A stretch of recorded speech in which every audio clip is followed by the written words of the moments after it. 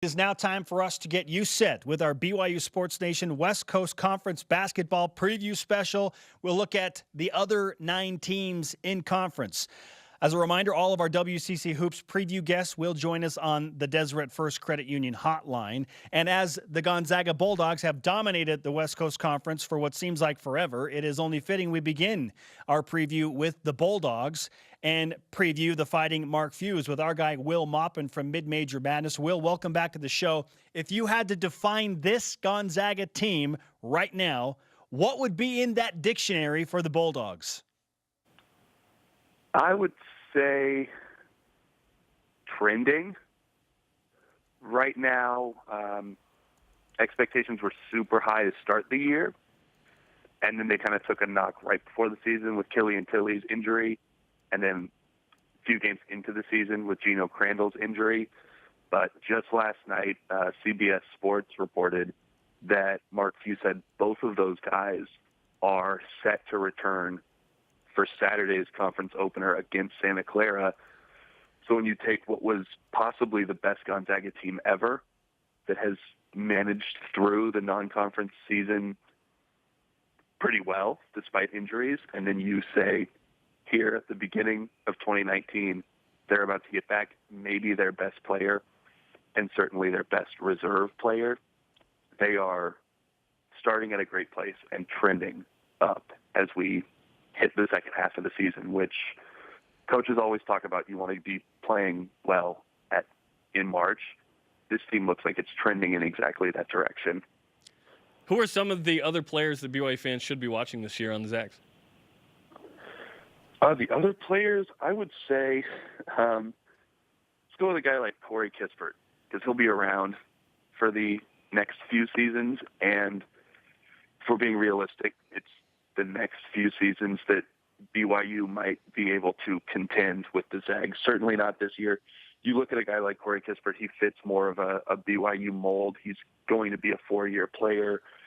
He's going to be a very good college player. He seems like a guy that BYU would have had in years past, a big, strong shooting guard who rebounds really well, fundamentally sound, doesn't do anything wrong. He can come off the bench probably when Tilly comes back.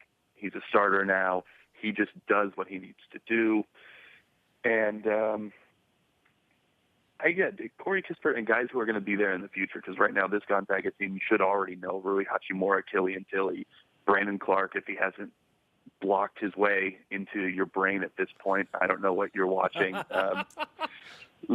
You should know those guys, but a guy like Corey Kispert is just as important and sort of flies under the radar for the Zags. Will Maupin from Mid-Major Madness with us on BYU Sports Nation talking Gonzaga basketball. You mentioned the expectations for the fans are out of this world high, and rightly so. Gonzaga is, at least in our minds, an Elite Eight caliber team, probably a Final Four caliber team. What's the realistic expectation for the Zags, not in the West Coast Conference per se, because they're the heavy favorite, but nationally this year?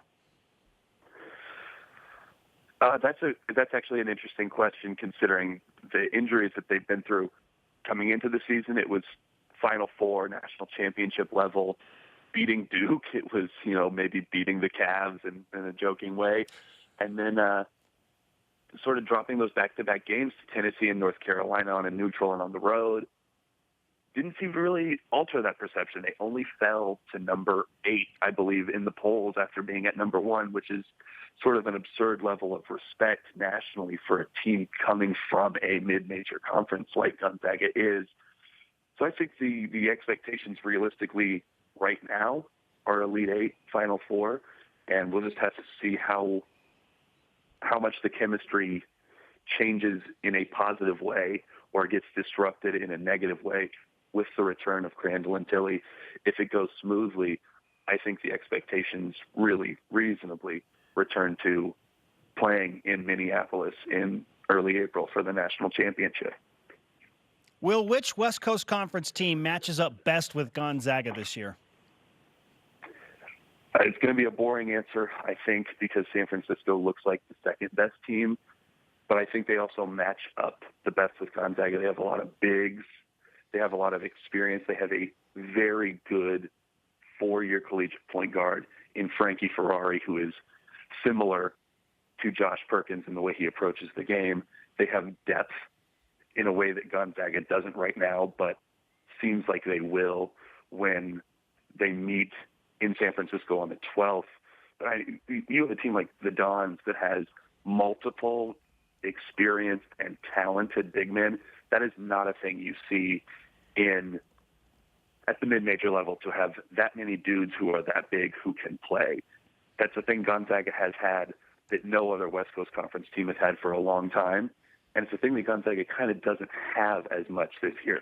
They have three very good bigs once Tilly's back. San Francisco can match that. And if you have that, you can play.